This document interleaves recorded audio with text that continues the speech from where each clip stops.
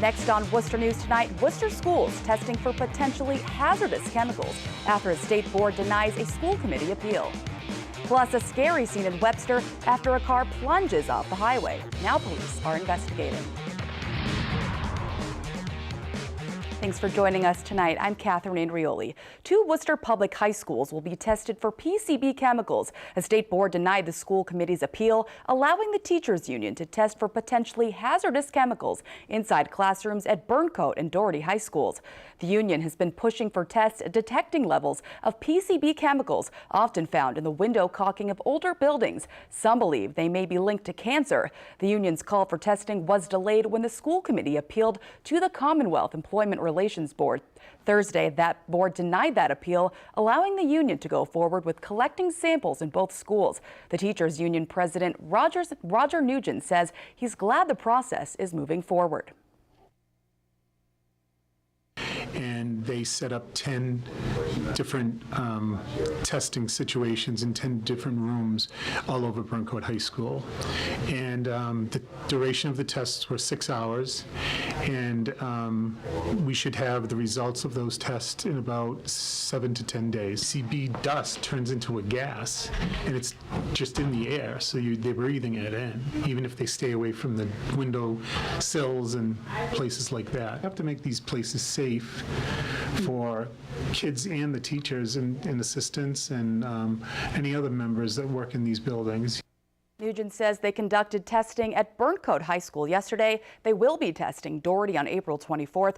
PCBs have been banned in the U.S. since 1979. We asked Mayor Joe Petty, who chairs the school committee, for a comment. He declined. Police say a man walked away without injury today after the car he was driving went off Route 395 in Webster. Police tweeted this photo of the car. They say the car veered off Interstate 395 South and landed upside down on Memorial Beach Drive. The accident happened around 3:30 this afternoon. Police say the 22-year-old driver walked away without injuries. State police are investigating the crash. They say April showers bring May flowers, and today's rain may be a welcome sight to many throughout Central Mass.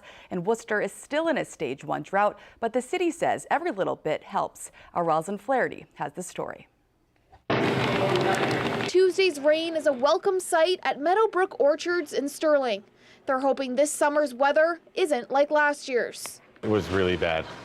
We had no water from June until mid-September. Business manager David Chandler Jr. says due to the drought, the orchards produce very small apples in the fall.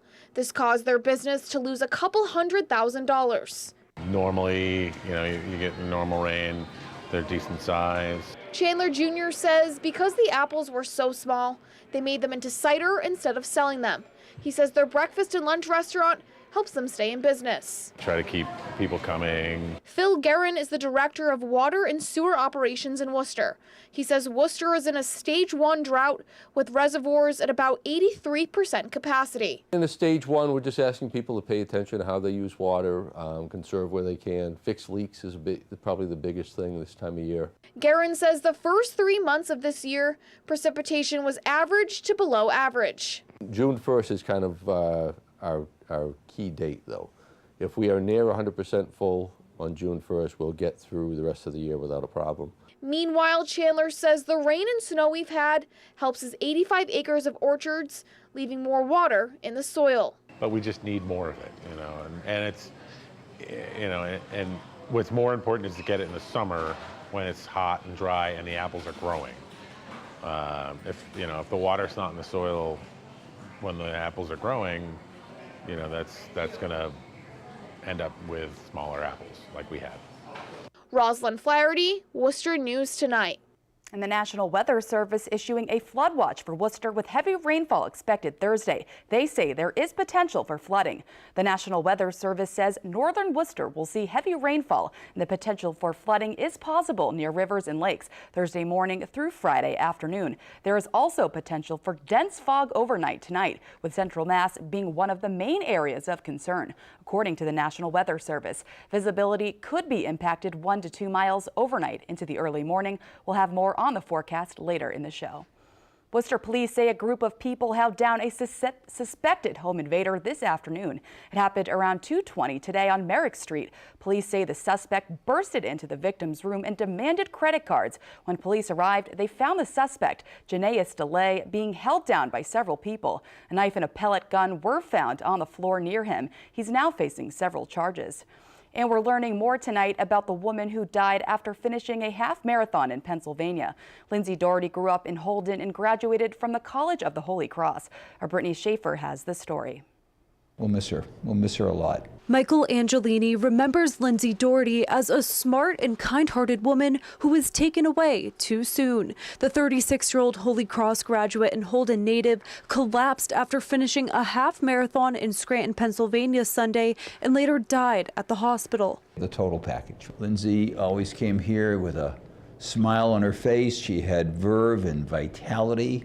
Angelini was partners with Doherty's father and says she would visit him often at work. I have many fond memories of Lindsay coming here to visit her dad and steal some candy out of the candy machine in the front hall. Doherty went to Wachusett Regional High School and was on the track team. Her former coach, Brian Wallace, says she was a passionate runner. This is why, again, this is so ridiculously difficult, because every single time you were in her presence, he had a smile to greet you. Angelini recently spoke to her father, Vincent O'Rourke, and says, as imagined, it's a tough time for the family. It's a huge and horrible time for the family. I can't think of anything more difficult for any family to endure than this. Doherty leaves behind her husband, whom she met at Holy Cross, and her 3 young children. One of the most wonderful mothers you could have ever possibly done. My wife pulled out her Christmas card showing her and her beautiful children, and it makes you cry to look at it. Brittany Schaefer, Worcester News Tonight. An investigation is underway following a deadly pedestrian crash in Westborough. 33-year-old Nancy Farnkoff of Boston was crossing Route 9 last night when she was hit. Westborough police say she was reportedly trying to admit herself into an addiction treatment center before deciding to run away.